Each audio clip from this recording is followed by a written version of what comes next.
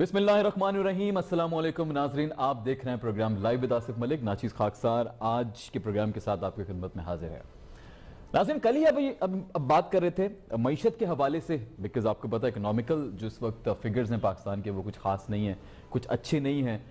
कभी आवाम को कुछ तहफ़्फ़ुज़ात हो जाते हैं हुकूमत के ख़िलाफ़, कभी आप जितनी भी कारोबारी शख्सियात हैं उनको हो जाते हैं, कभी ताजिर बरादरी को। कल जिस तरह मैं स्टॉक एक्सचेंज की बात कर रहा था, आज भी कुछ इस तरह की एक डेवलपमेंट हुई है स्टेट बैंक की जानिब से। तो कोशिश किया कि आज हम इस हवाले से बात करें। स्टेट बैंक ने जी मॉनेटरी पॉलिसी जो है उसका ऐलान कर दिया है। स्टेट बैंक के मुताबिक शरह सूद 8.75%, 8.75%, 8.75% कर दी गई है। अच्छा, अब इसमें हुआ क्या है जी कि स्टेट बैंक की जानिब से जो एलामिया जारी किया गया उसके अंदर शरह सूद 150 बेसिस पॉइंट, मतलब तकरीबन आप यूं कह लीजिए कि 1.5% के करीब जो है उसको बढ़ा दिया गया।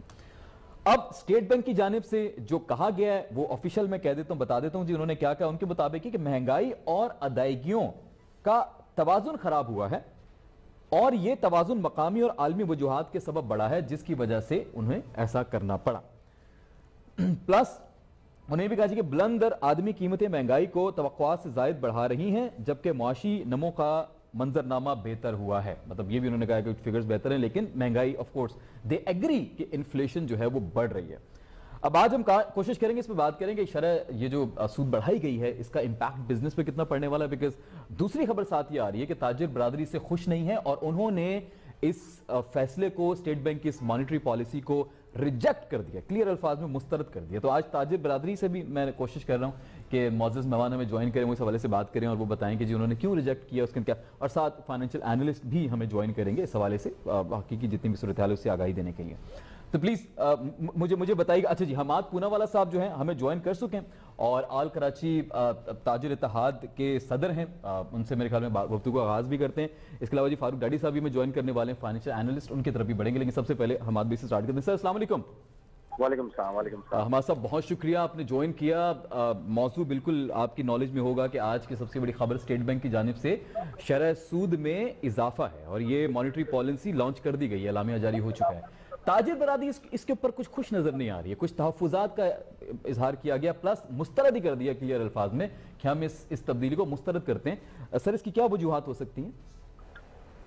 देखिए, मुस्तरद करने की वजह यह है कि जहां आप देख रहे हैं कि इस वक्त जो बिजनेस कम्युनिटी है सर्वाइवल के लिए अपनी जंग लड़ रही है, तो उसमें जो सबसे बड़े मसले मसाइल जो ये हैं कि उनको बैंक की तरफ से, गवर्नमेंट की तरफ से सपोर्ट की बहुत सख्त जरूरत है। और अनफॉर्चुनेटली ऐसे वक्त में आकर शराय सूद को बढ़ाना लोगों के लिए बड़ा मुश्किल हो गया है चीजों को जो इस वक्त मैनेज करना।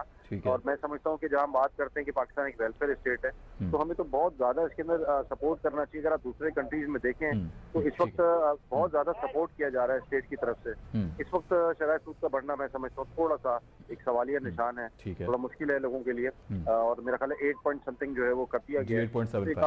जी, तो ये काफी ज्यादा है मेरे साथ। अच्छा, आपके ख्याल से काफी ज्यादा है सूरत हाल के मुताबिक। फारूक डाडी साहब ने हमें ज्वाइन किया है। सर अस्सलाम वालेकुम। वालेकुम अस्सलाम। फारूक साहब बहुत शुक्रिया, काफी दिनों के बाद आपसे गुफ्तगू हो रही है। ऑफ कोर्स मौजू वही है मईशत। आज स्टेट बैंक ने 8.75 कर दिया है, जो न्यू मॉनेटरी पॉलिसी उन्होंने लॉन्च की है उसमें जो शरह सूद है उसका इजाफा हो गया है। आप बीइंग एन एनालिस्ट क्या राय रखते हैं इस हवाले से? बिकॉज ताजिर बरादरी ने एक्चुअली इसको रिजेक्ट कर दिया कि क्लियर अल्फाज में मुस्तरद कर दिया, उनको नहीं लग रहा कि उनके बेनिफिट में है। आपको क्या लग रहा है?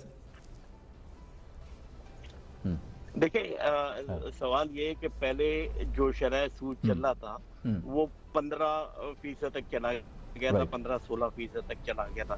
फिर आते आते ये सिंगल डिजिट में आ गया और अब ये जो है 1.5% जो बढ़ा था 8.7% पे आ गया है। ठीक है। अच्छा, प्रॉब्लम है कि लोगों को ताजुब इस वजह से है और मुझे भी ताजुब हुआ कि अभी 72 घंटे हुए नहीं है इस कानून को पास हुए। ठीक है। और स्टेट बैंक जैसे ऑटोनोमस बॉडी बनी, उन्होंने सब बगैर किसी को कंसल्ट ये आपको लग रहा है हुकूमत को भी कंसल्ट नहीं किया उन्होंने? देखिए ऐसा ही हुआ। अब तो वो हुकूमत को भी कंसल्ट करने के पाबंद नहीं है इस कानून के तहत। पाबंद नहीं है वो तो अलग बात है, लेकिन एक मुशावरती अमल तो हो सकता है ना मेरे ख्याल में, इंडिपेंडेंट बॉडी होने के बावजूद भी। हुकूमत ने और उनमें होगा। देखिए, दो सूरतें होती है जिस सूरत में आप शरह सूद बढ़ाते हैं। एक तो ये है कि एक आपका होता है सप्लाई साइड इन्फ्लेशन, ठीक है ना, ठीक है, और दूसरा होता है डिमांड साइड इन्फ्लेशन, ठीक है। अच्छा, इन्होंने अभी चूंकि ये जो बढ़ाया है ये अभी हम लोग चल रहे हैं सप्लाई साइड इन्फ्लेशन में, ठीक है ना, जबकि ये जो चूरन बेच रहे हैं या ये जो कह रहे हैं स्टेट बैंक वाले, वो कह रहे हैं डिमांड साइड इन्फ्लेशन की वजह से हम इसको बढ़ा रहे हैं, जिससे कि आप अपने इन्फ्लेशन को कंट्रोल करते हैं जो मार्केट इन्फ्लेशन है। लेकिन क्योंकि डिमांड साइड इन्फ्लेशन में ये चीज होती नहीं। सेकंड चीज ये है कि इस वक्त जो IMF कह रहा है, IMF ये कह रहा है कि आप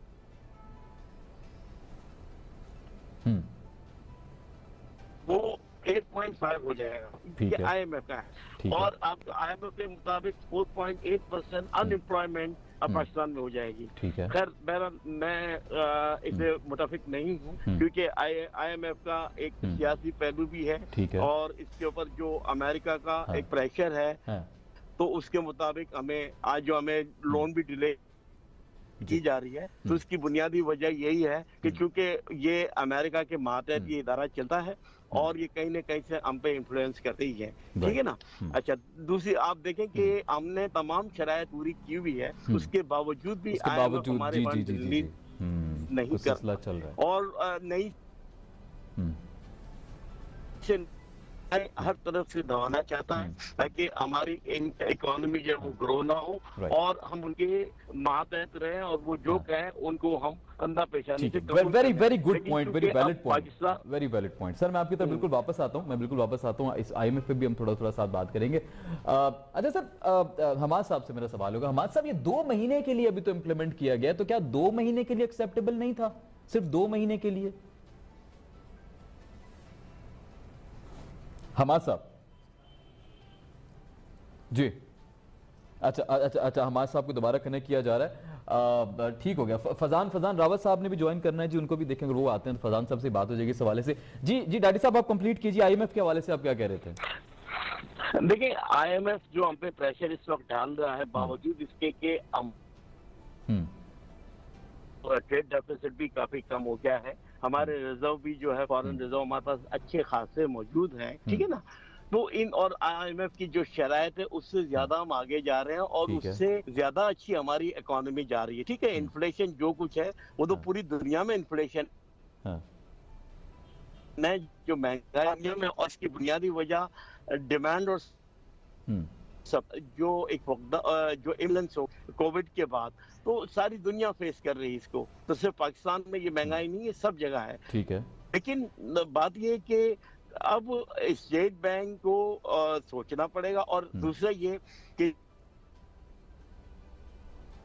तरह हमारे खान साहब वो जिस इन्होंने पार्टी बनाया हुआ गवर्नर स्टेट बैंक को, और जिस तरह के इल्जाम लगाए जा रहे हैं, तो मेरा ख्याल है गवर्नर आके इसकी तस्दीक चाहिए, एक क्लैरिफिकेशन देनी चाहिए, और अगर वो इन पे गलत इल्जाम लगा रहे हैं तो ठीक है, इसका करें, उसे जांच करें, क्योंकि हम अगर वो इतने बड़े इकोनॉमिस्ट से और उनका किसी सियासी पार्टी से भी ताल्लुक नहीं है, तो मेरा ख्याल है कि उनकी बात में कुछ है, और अगर वो बिलावल भी करना चाहिए, तो मैं समझता हूँ कि ये चीजें बड़ी गंभीर है, और हमें इन तमाम चीजों को देखना चाहिए, और IMF हमारे साथ ये ज्यादती करता रहेगा, क्योंकि हमारे पास ठीक हो गया हमारी एक्सपोर्ट। फारूक डाडो भाई, मैं आपकी तरफ वापस आ रहा हूँ, डॉलर का तो हमारा जी ठीक है सर, मैं आपकी तरफ वापस आ रहा हूँ। फैजान रवाज साहब ने मैं ज्वाइन किया है, उनको वेलकम करते हैं। सर अस्सलाम वालेकुम। वालेकुम सलाम। फैजान भाई बहुत शुक्रिया, बड़े अरसे बाद आपसे बात हो रही है। आज मौजूद ऐसा निकला है कि आपसे बात करना बड़ा जरूरी था।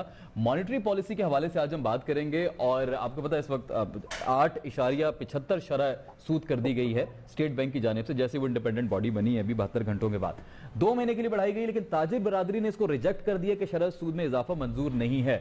आप कैसे देखते हैं सर स्टेट बैंक के इस अमल को? जी एकदम 150 बेसिस पॉइंट्स इन्होंने बढ़ाए ना, 1.75 कर दिया, तो ये ऑलरेडी आप ये देख रहे हैं कि डॉलर के प्राइसेस में इस्तेहकाम नहीं है, वो कोई भी वजह हो कि वो ओपनली फ्लोट हो रहा है, किस तरीके से हो रहा है, उसके साथ बाजारी हो रही है। बैंकिंग को भी इन्होंने जिम्मेदार ठहराया था स्टेट बैंक ने, और आज कोई मीटिंग वगैरह भी बुलाई थी इन्होंने तमाम डायरेक्टर्स को, तमाम बैंक्स के, कि वो बुलाएं और ये जो इसमें फ्लोट हो रहा है डॉलर, इसको देखें। पहले तो ये था कि जी वो दबाव बढ़ रहा था, 3 अरब डॉलर सऊदीया ने भी दे दिए। तो ये डॉलर तो वैसे भी डायरेक्टली प्रोपोर्शनल है महंगाई के, और साथ में आपका पेट्रोल भी बढ़ चला गया। उसके साथ ही मॉनिटरिंग पॉलिसी की भी बात आ गई, 150 बेसिस पॉइंट एकदम बढ़ा दिया 8.75। तो ये तो मजीद महंगाई की तरफ मामला चले जाएंगे। इसको पहले तो डॉलर को कंट्रोल करना चाहिए। साथ में आप ये देख रहे हैं कि पेट्रोल के प्राइसेस तो इंटरनेशनली होते हैं, उसको कंट्रोल नहीं कर सकते, लेकिन आप अपने पास जो डॉलर के जो ज़र मुबादला के ज़खायर हैं उनको तो ये मेंटेन कर सकते थे, चीजें कर सकते थे। IMF के साथ जो इनके मुआहदे चल रहे हैं वो आपके सामने है कि पूरा महीना हो गया कि आज हो जाएगा, कल हो जाएगा, परसों हो जाएगा, वो अभी तक नहीं हुआ है।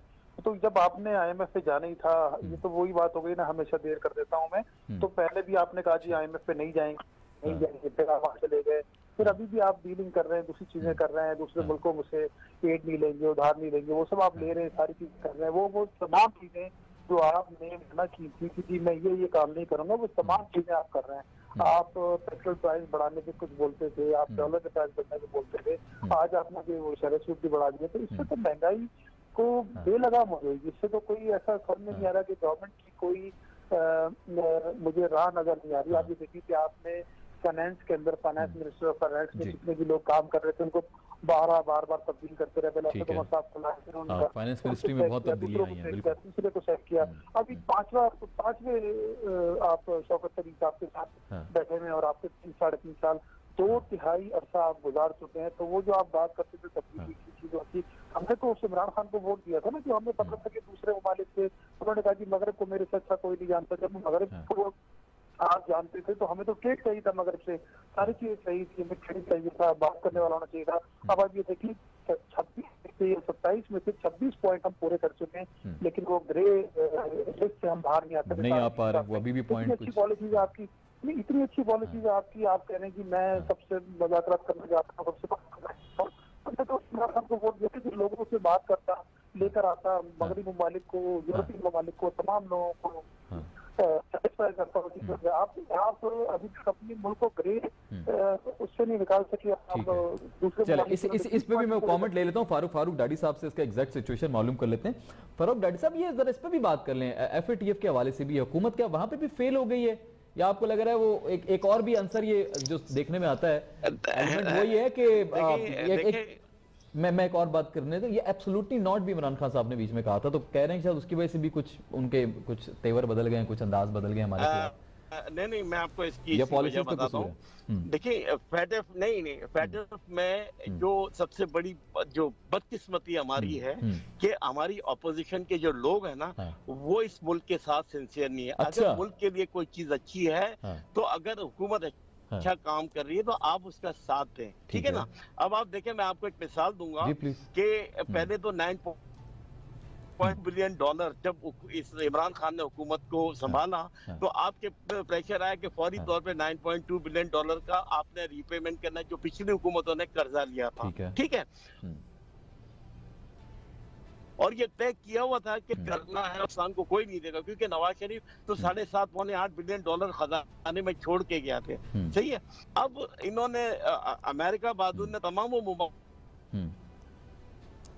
ठीक है, इमरान खान अपनी क्रेडिबिलिटी के ऊपर जहां से 2 मुल्कों से पैसे लेके आए, 6 अरब डॉलर सऊदीया से और UAE से, और बाकी चाइना ने आपको मिला के 9.2 से आपकी जान छोड़ी, ठीक है। अच्छा, आपने देखा जब FATF की मीटिंग होनी थी उससे पहले ये इन्होंने ये PDM की मूवमेंट शुरू कर दी।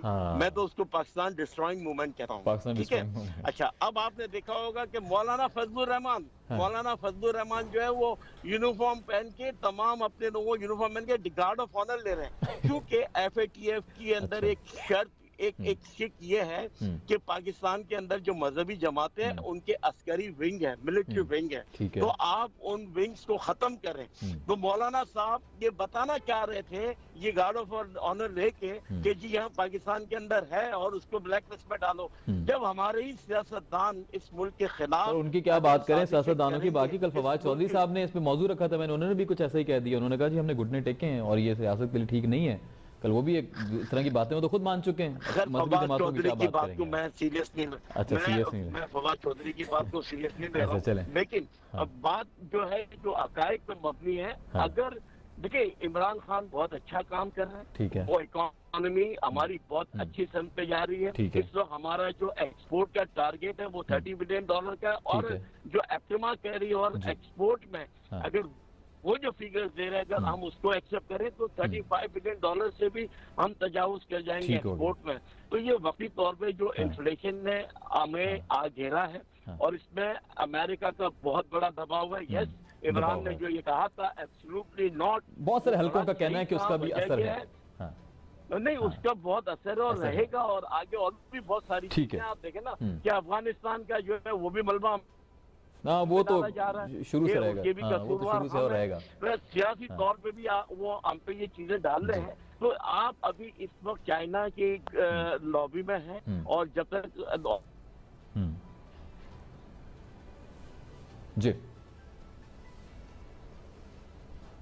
लेकिन आप देखिए सिर्फ पाकिस्तान नहीं, इंडिया को छोड़ के जितने भी है, बांग्लादेश, नेपाल, जितने भी और चाइना को सपोर्ट कर रहे हैं इस एरिया में, तो अमेरिका कभी भी ये नहीं चाहेगा। और आप डैनियल मार्की की अगर किताब को आप पढ़ें, उसमें लिखा हुआ है साफ तौर पे कि America will never exit from Pakistan, ठीक है ना। और वो तीन चीजें हैं, तीन चीजें उन्होंने उसमें खास तौर पे कही है कि इसकी बुनियादी वजह ये है कि पाकिस्तान एक एटॉमिक पावर है, और दूसरा ये कि पाकिस्तान जो है वो चाइनीज इन्फ्लुएंस के अंदर है, और जिस रीजन में है वो चाइना जो है हाँ, तो इस रीजन में हमें पाकिस्तान पे नजर रखनी होगी, हम पाकिस्तान पे नजर रखेंगे, और यही सारी बुनियादी चीजें जिसकी बिना पे पाकिस्तान को ये तक। ठीक है, चले आपने इसको पॉलिटिकली भी कनेक्ट कर दिया। फारूक भाई मैं आपकी तरफ वापस आता हूँ। जी मैं आता हूँ। फैजान भाई मुझे जरा अब इस वक्त जो एक आम पाकिस्तानी प्रोग्राम देख रहा है उसको जरा आसान अल्फाज में, सहल अल्फाज में ये समझाइए कि ये जो शरह सूद बढ़ने से डायरेक्ट क्या इम्पैक्ट पड़ेगा ताजिर बरादरी के ऊपर, बड़े आसान अल्फाज में। क्या इसका इम्पैक्ट अवाम पे भी पड़ेगा इनडायरेक्टली? देखिए बात यह है कि आपने देखा होगा कि तमाम जितने भी कारोबारी हल्के कुछ ना कुछ लोन लेते हैं बैंकों से, तो जाहिर सी बात है जब 150 बेसिस पॉइंट बढ़ेगा तो बैंक भी अपना रेट बढ़ाएंगे, जब वो अपना रेट बढ़ाएंगे तो इनको भी कॉस्ट ऑफ प्रोडक्शन बढ़ जाएगी, सारी चीजें बढ़ जाएंगी। तो इनडायरेक्टली ये एक 150 बेसिस पॉइंट का फर्क है मार्केट में कि लोगों को वैसे भी आप एक चीज देख रहे हैं कि 20,000 रुपए और 25,000 रुपए के दरमियान ये कहते हैं कि पेमेंट गवर्नमेंट कहती है कि एक आदमी को पेमेंट मिलनी चाहिए, लेकिन वो उसमें उसका गुजारा तो मुमकिन नहीं है ना। उसका तो आप आज जो डॉलर का रेट है वो देख लें, बाकी चीजें देख लें वो कहाँ जा रही हैं, आप आटे का रेट देख लें। तो क्या 2 महीने के लिए भी एक्सेप्टेबल नहीं था फैजान भाई? ताजिर बरादरी ने जो मना कर दी, कह देते ठीक है 2 महीने तक एक्सेप्टेबल, उसके बाद एक्सेप्टेबल नहीं। कोई चीज भी पाकिस्तान में बढ़ने के बाद वापस तो नहीं आई ना। डॉलर आप देख लें कि 176 रुपए पे डॉलर पहुंच गया, तो वो क्या कभी 150 पे या 140 पे वापस तो नहीं आया। 2 महीने का टाइम दिया तो हो सकता है 2 महीने बाद वो वापस हो जाता है। देखिए उनकी बात अभी मैं सुन रहा था, इनकी बहुत सारी बातें ठीक है, इसमें ये बात ये कि पाकिस्तान और एक टर्की है जो वो उनकी आंखों में खटकता है, जो भी ममालिक हैं जो पाकिस्तान को पनपने नहीं देना चाहते, वो उनका इंटरवीन करना वो एक अपनी जगह पर है, लेकिन पाकिस्तान की अपनी भी तो पॉलिसी होनी चाहिए, अपने भी तो मामला होने चाहिए। चाइना जब जरूरत होती है, जब तो कहीं पर भी नहीं खड़ा होता। अभी इसमें $33 अरब जो दिए, $22 अरब और $11 अरब उसकी भी रीपेमेंट का टाइम आ चुका है। 8 साल पुरानी बात है वो, उनकी भी रीपेमेंट आएंगी। इन्होंने कहा कि वो डॉलर पेमेंट की जब नवाज शरीफ साहब चले गए $9.5 अरब, तो 1-1.5 साल तो इनको डेफर्ड पेमेंट भी मिली ना। कोरोना के टाइम पे डेफर्ड पेमेंट कर दी थी वर्ल्ड बैंक ने, IMF ने, तमाम लोगों ने डेफर्ड पेमेंट कर दी थी, वो अब उनको पेमेंट करनी पड़ी, तो वो रुपए में दबाव आया तो वो नीचे की तरफ चला गया। लेकिन मैं समझता हूँ कि इस वक्त रुपया 160-165 रुपए के दरमियान ट्रेड करना चाहिए, जो कि 176 रुपए में ट्रेड कर रहा है। ठीक है, ये भी एक कसाद बाजारी समझ लें, जानबूझ के ये काम हो रहा है। अच्छा, ताकि वो उसको डीरेल किया जा सके, क्योंकि हमारे यहाँ तो पाकिस्तान के लिए कोई भी काम नहीं करता, अपनी सियासी जमातों के लिए काम करते हैं, अपने लोगों के लिए काम करते हैं। जैसे फवाद चौधरी साहब की बात हुई, वो फवाद चौधरी साहब हो गए या स्टेट बैंक के गवर्नर हो गए, ये कोई सीरियस लोग थोड़ी हैं। अब आप ये देखें ना, गवर्नर साहब ने जो स्टेट बैंक में पहले बयान दिया था उसको उसी को सुन लें आप कि जी वो कुछ लोगों का नुकसान, कुछ लोगों का फायदा होता है डॉलर बढ़ने से। इस तरह की बातें करके सिस्टम को पता ही नहीं है कि क्या बात करनी है क्या नहीं करनी चाहिए। कुछ सेक्टर्स हैं जिनको फायदा भी होता है ऑफ कोर्स। देखिए फायदा तो 2% लोगों को फायदा उठाना, हाँ ये तो है, वो बहुत इतनी बड़ी इंडस्ट्री भी नहीं है, उससे आप मैच नहीं कर सकते ना। अभी तो सारी चीजें बढ़ गई हैं, बिल्कुल सिर्फ एक्सपोर्ट कर रहा है इसको, उसी को फायदा भी इम्पोर्ट कर। देखिए हमारे दालें इम्पोर्ट होती है, दूसरी चीजें इम्पोर्ट होती है। खाने पीने की अशिया देख लें 3.5 साल में डबल से भी ज्यादा महंगी हुई है। बिल्कुल, मतलब अब आटा देख लें 3.5 साल पहले क्या रेट था, और 3.5 साल कोई बड़े तो नहीं होते, ये तो अभी की बात है। आटा घी, कभी कोरोना पे डाल दिया जाता है, कभी कुछ हो जाता है। फैजान भी मुझे ब्रेक की तरफ बढ़ना है, कोरोना का तो मामला ही कंप्लीट कर। ये तो घी तेल ये सब तो डॉलर का रेट, क्योंकि ये इम्पोर्ट करते हैं ना, दालें इम्पोर्ट कर रहे हैं, जी बिल्कुल ऐसा ही है। लेकिन गंदम तो ये खुद बना रहे हैं। अब पाकिस्तान एक ज़रूरी मुल्क है सर, वो गंदम भेजी जा रही थी ना, यहाँ वहाँ भेजी जा रही थी, बाद में उस पर लग गया। तो ज़रूरी मुल्क है ना, ज़राअत पे तवज्जो दें। आपको इसकी मजीद तमाम चीजें दूसरों के एक एकड़ के रकबे पे ज्यादा कास्ट हो जाती है, और आपके 1 एकड़ पे रकबे पे कम कास्ट होती है। ये इसकी वजह ये है कि आपने एग्रीकल्चर को सीरियस लिया नहीं। अगर आप सीरियस लेंगे तो लोगों को बताएंगे, किसानों को बताएंगे कि यहाँ ये फसल लगेगी, यहाँ ये फसल लगेगी, यहाँ ये फसल लगेगी। एग्रीकल्चरली भी हमने अपने आप को कोई इम्प्रूव नहीं किया। और जो मेन हमारा फोकस होना चाहिए था, 70% एग्रीकल्चर सनत है। चाइना में वो अपने फार्मर्स को बताते हैं कि यहाँ पर आप ये चीज लगाएंगे तो आपको ज्यादा वजन वाली पैदावार मिलेगी, यहाँ पर ये लगाएंगे तो ये वजनदार मिलेगी।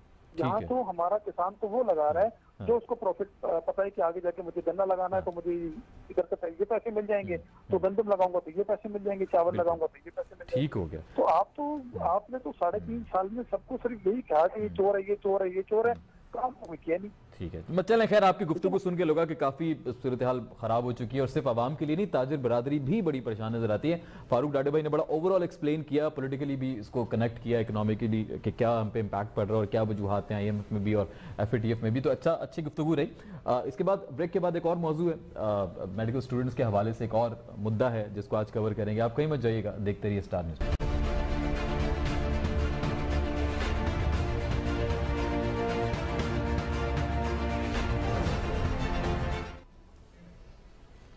जी नाज़रीन, वेलकम बैक। लौट कर वापस आ चुके हैं आसिफ मलिक के साथ। आप देख रहे हैं लाइव विद आसिफ मलिक।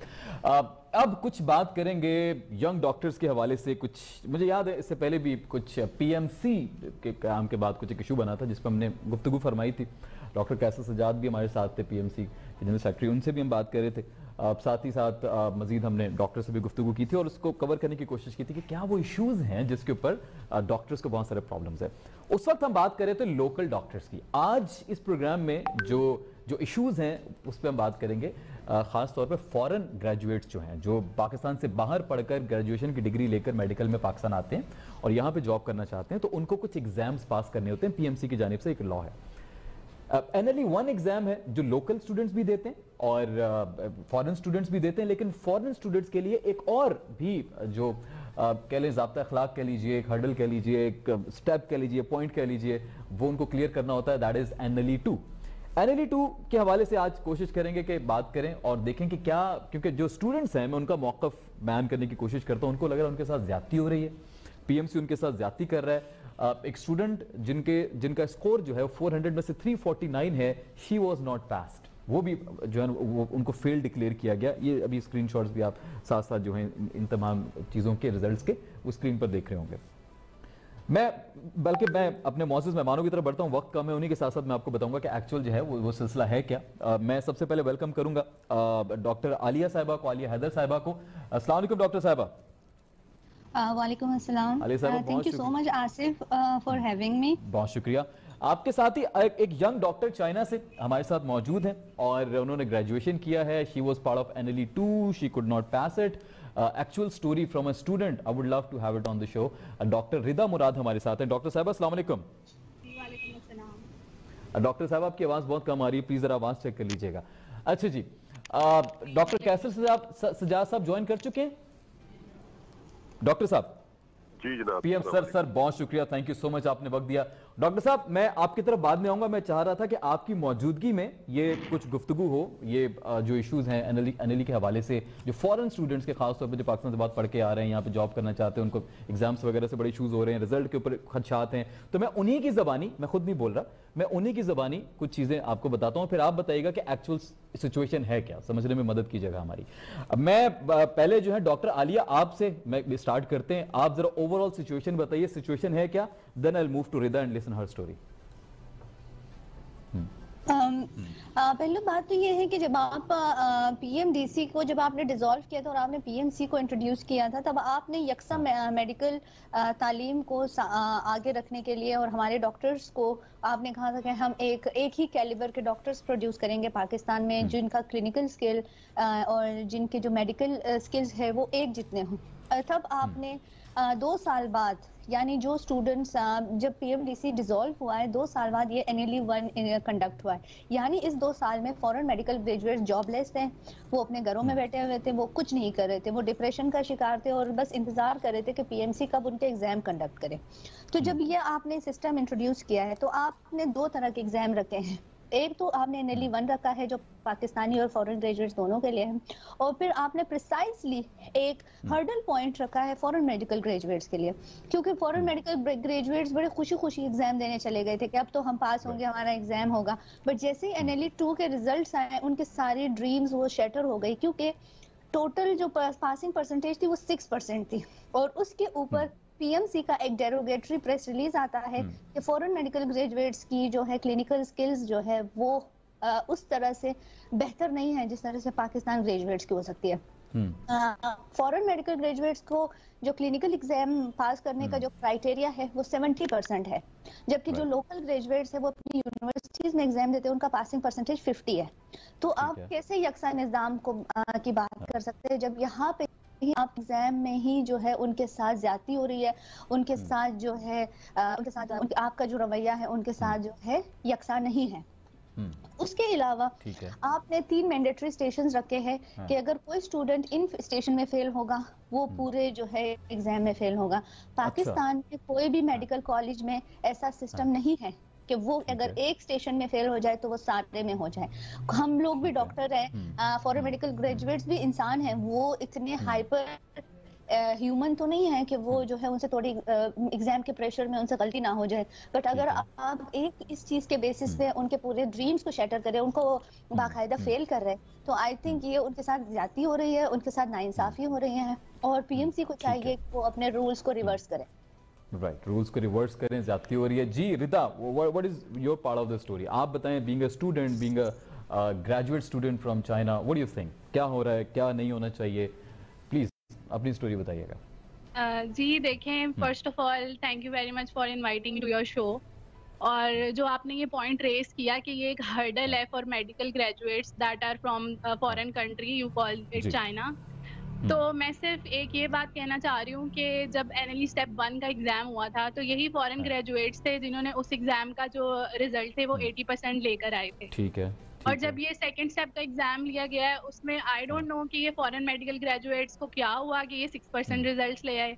अब या तो ये इनके सिस्टम का प्रॉब्लम है कि वो सिस्टम जो है ये बेहतर नहीं करना चाह रहे, उसमें न्यू डॉक्टर्स को एंटर नहीं करना चाह रहे, तो ये एक हर्डल की तरह से एग्जाम। आपको ऐसा क्यों लग रहा है कि न्यू डॉक्टर्स को ऐड नहीं करना चाह रहे, वो भी फॉरेन डॉक्टर्स को? देखिए, ऐसा क्यों लग रहा है आपको? देखिए, ये जो आपके सामने सिस्टम चल रहा है कि जिस वक्त हाउस जॉब्स इंडक्शंस होती हैं उसमें नंबर ऑफ सीट्स बहुत लिमिटेड होती हैं, जिसकी वजह से ये लोग न्यू डॉक्टर्स का इंडक्शन नहीं करना चाहते। उसके बाद जब इनकी सेंट्रल इंडक्शंस होती हैं फॉर मेडिकल ऑफिसर जॉब, उसकी भी जो सीट्स होती हैं वो लिमिटेड होती हैं। 4000 सीट्स पे 11000 एप्लीकेंट्स होते हैं, तो सीट्स का प्रॉब्लम होता है। उसके आई थिंक ये एक फिल्टर करने का एक सिस्टम ये करना चाह रहे हैं, लेकिन ये जो सिस्टम करना चाह रहे हैं ना वो बिल्कुल भी प्रैक्टिकल सिस्टम नहीं है अकॉर्डिंग टू मी। क्योंकि चलें, आपको ये खदशा है, ठीक है जी, क्योंकि मैंने आउट ऑफ 400 मैंने 300 स्कोर किया है एक एग्जाम में, और वहां पर मुझ पर एक एलिगेशन लगा दिया गया है कि आपने मैंडेटरी स्टेशन को फेल किया है। मुझे सिर्फ एक बात की समझ नहीं आ रही कि जब 20 स्टेशंस का एग्जाम था, 19 स्टेशंस में मैं 80% मार्क्स ले रही हूँ, तो वो एक जो मैंडेटरी स्टेशन था उसमें मैं पासिंग मार्क्स भी स्कोर नहीं कर सकी। Like I am not getting this one thing in my head. तो आपको ये एग्जाम का स्ट्रक्चर भी कुछ कंफ्यूजिंग लग रहा है कि स्ट्रक्चर भी इसका खराब है, राइट? कुछ मैंडेटरी सब्जेक्ट्स को लेकर ऐसा ही है। देखिए, जिस वक्त एक एग्जाम का स्ट्रक्चर प्रिपेयर किया जाता है ना, तो उसको पासिंग स्ट्रक्चर के हिसाब से प्रिपेयर किया जाता है। ये नहीं किया जाता कि ये नेक्स्ट टू इम्पॉसिबल हो जाए एग्जाम पास करना। Next to impossible. चलें, ठीक है रिदा, हमारे साथ बहुत सीनियर शख्सियत मौजूद हैं, डॉक्टर कैसर सज्जाद साहब पीएमसी से, पीएमए से। उनको मैं चाहूंगा कि जरा वो इस पे बात करें। डॉक्टर साहब, सर आपने सुना क्या इश्यूज हैं NLE के हवाले से, सर आप एक्चुअल स्टोरी बताइएगा कि है क्या सर ऑन ग्राउंड रियलिटी?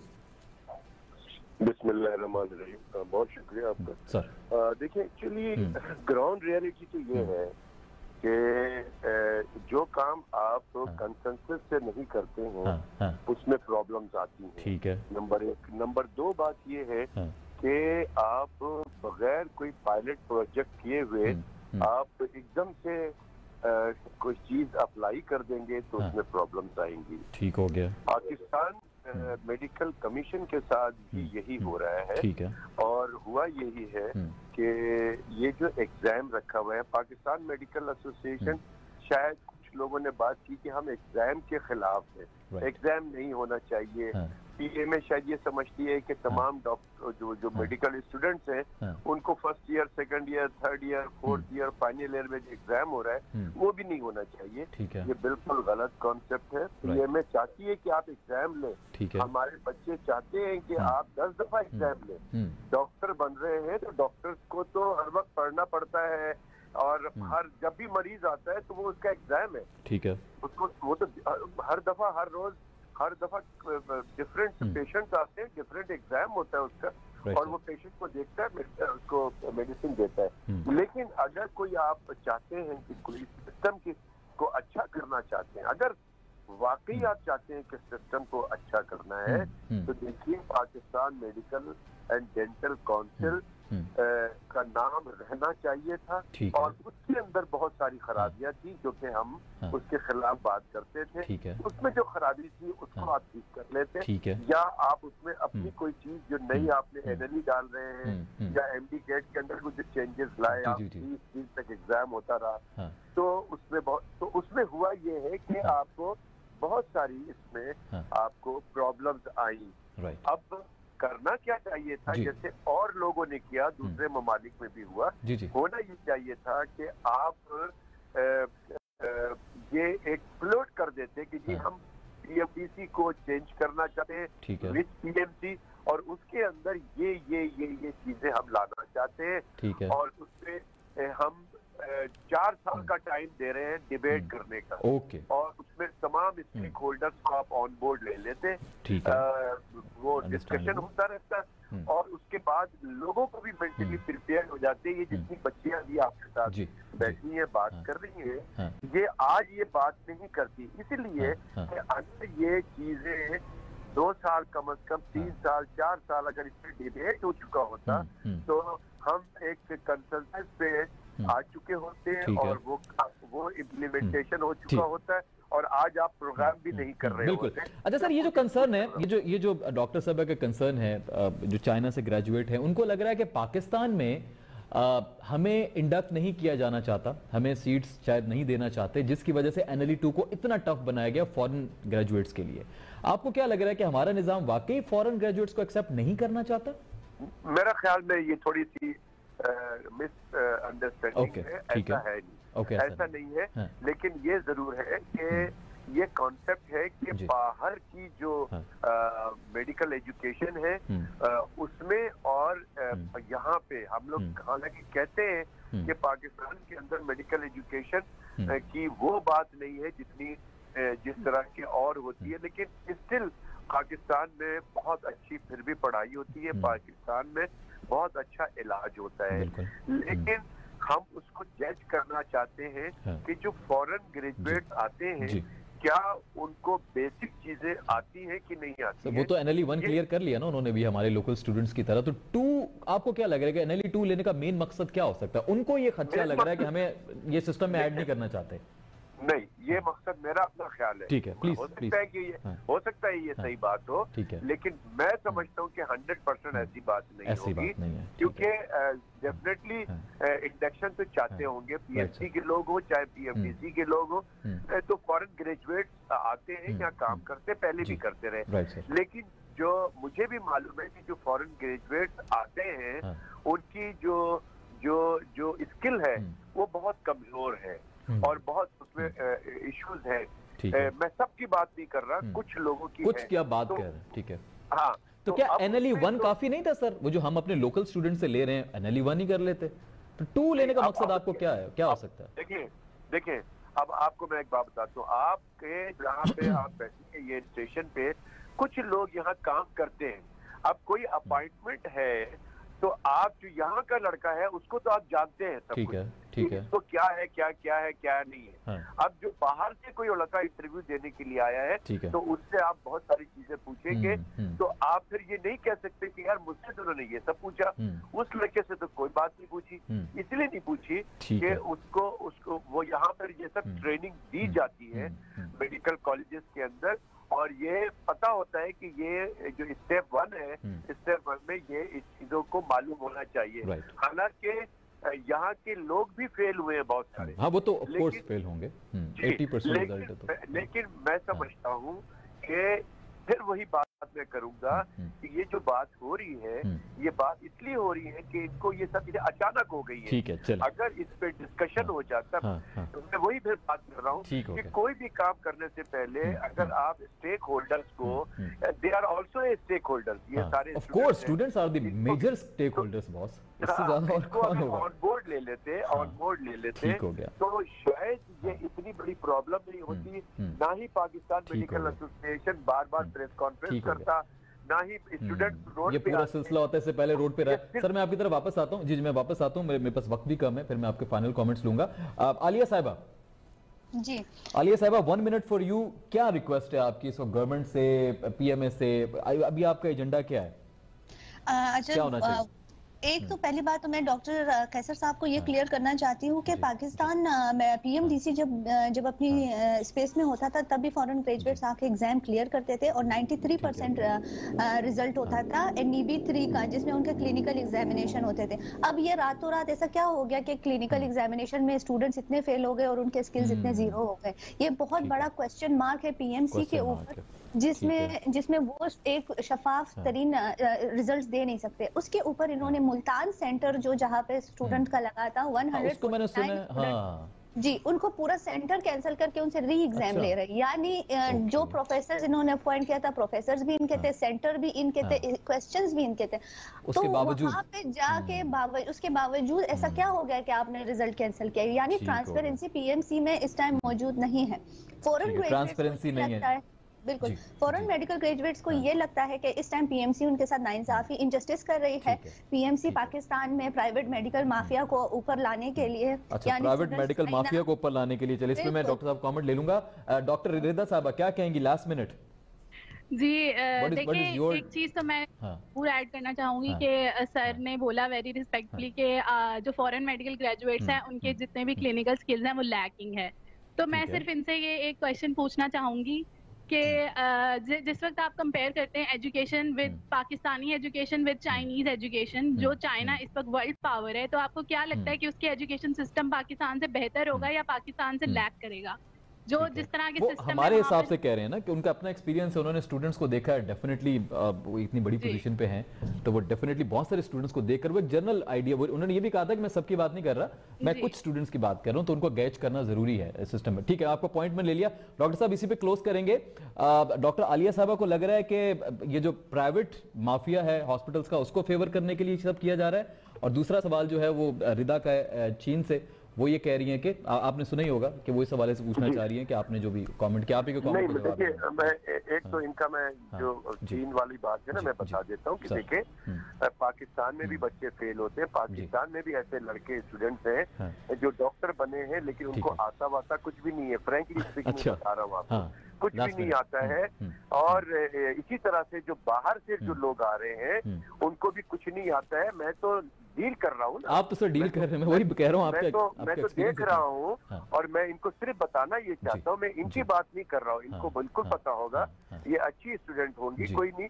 और हर जगह पे होते हैं स्टूडेंट, सारे के सारे बाहर से आ रहे हैं, तो बाहर से ये वो जरूरत, ये वो वाली बात नहीं होती है कि ये अमेरिका की शर्ट है तो बहुत अच्छी होगी या पाकिस्तान की जो चीज है तो खराब होगी, ऐसा नहीं है।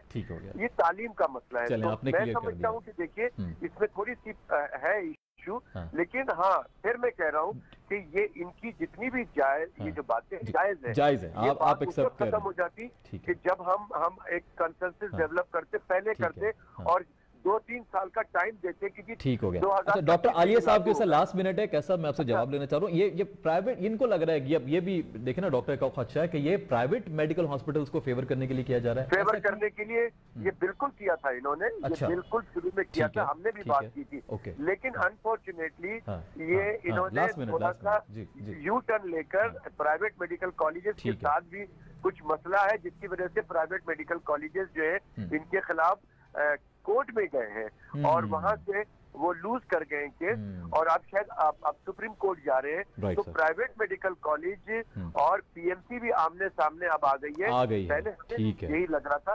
तो शायद ये बहुत सारे मसले मसाइल हैं इसके अंदर, और इसका सिर्फ एक ही हल है। मैं आपके तवज्जुह से पीएमसी के तमाम ओहदेदारान से कहता हूँ, और मैं तमाम अपने जो प्राइम मिनिस्टर साहब हैं उनसे कहता हूँ कि खुदारा इसमें कंसेंसस डेवलप करें और बैठाएं और बैठाकर इसकी कोई अपनी अना का मसला ना बनाए कि इसको जी हमने करना ही करना है। ठीक है डॉक्टर साहब, बहुत शुक्रिया। हेडलाइंस की तरफ बढ़ना है, बहुत शुक्रिया आपका डॉक्टर कैसर सज्जाद साहब, डॉक्टर आलिया, डॉक्टर रिदा, आप सबको बहुत शुक्रिया। नाज़रीन, हेडलाइंस का वक्त हुआ चाहता है, इंशाल्लाह आपसे होगी मुलाकात पीर के रोज शाम 10 बजे। अपना बहुत ख्याल रखिएगा। आसिफ मलिक को इजाजत दीजिए। फी अमानिल्लाह। पाकिस्तान जिंदाबाद।